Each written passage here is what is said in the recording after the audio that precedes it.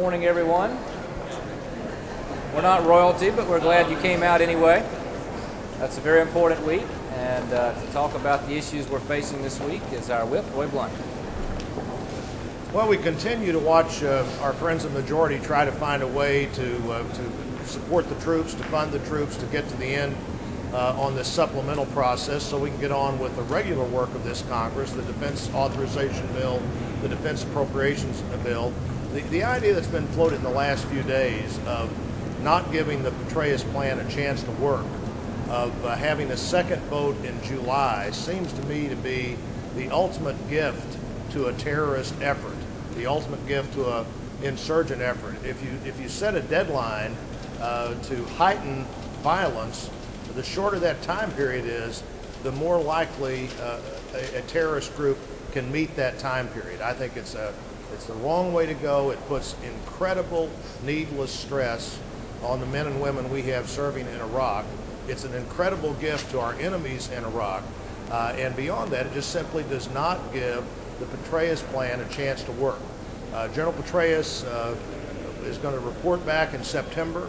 That'll be a critical moment to see how the plan is working. But a plan that you hope to give a chance to at least September, to say, by the way, we're going to look at what's happening in the next 6 weeks and decide then what this plan is all about, is not the right approach. It's not the approach this Congress will take.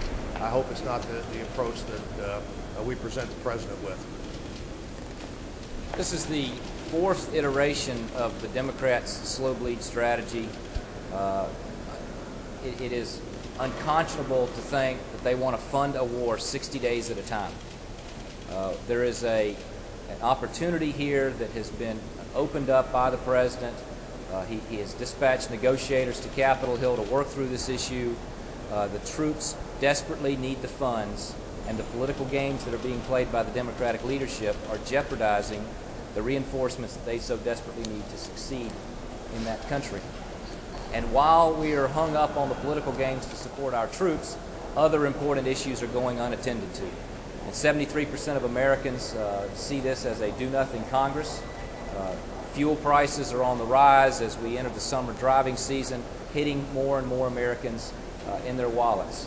And it is important that we give the troops the clean bill that they deserve and move on to the other pressing issues that the American people face. Eric? Thank you, Adam. Good morning. I think what we're seeing here is really a failure on the part of the majority party to lead.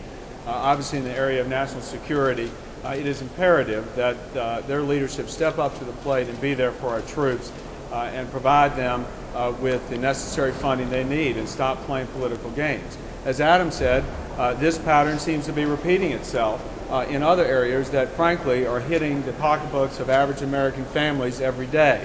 The average price of gasoline now at the pump across the country is $3.07 a gallon. That's up 88 cents since January. And as Adam just said, that summer hasn't even yet begun. And if we recall, last year, the then minority party, the Democrats, were very intent on bashing the President, bashing all things that we were trying to do to bring those prices down, and claiming that they had the answers, that they were going to fix the problem at the pump for the American families. Well, we see now there were all kinds of promises made, but now there's no plan of action, just broken promises.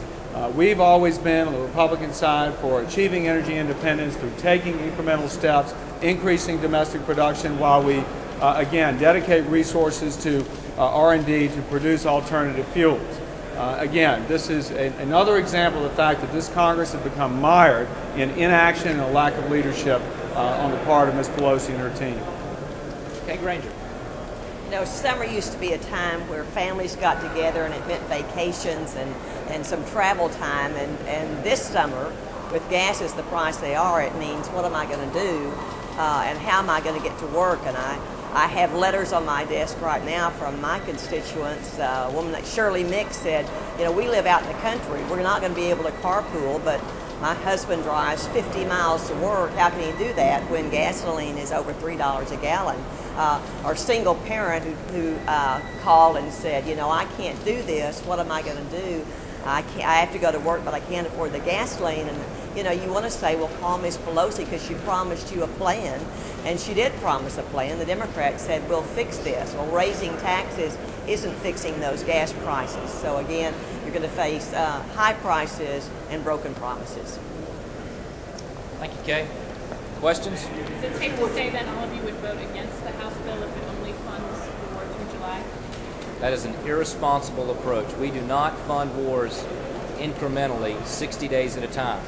Why are the Democrats finding it so difficult to give the troops the support, the funding, and the reinforcements that they need?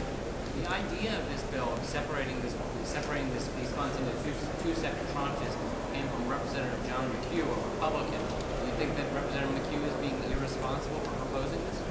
I think that we have opened up a number of avenues to solve this problem and get the funding to the troops that they deserve for far longer than a 60-day basis, and get us through the summer.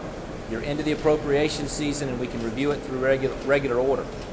Mr. Blunt, if the Petraeus plan does not work out by September or October, are the members of the conference expecting a plan B, as Leader Boehner alluded to over the weekend? You know, I think the leader's comments were really consistent with the timetable the president set out.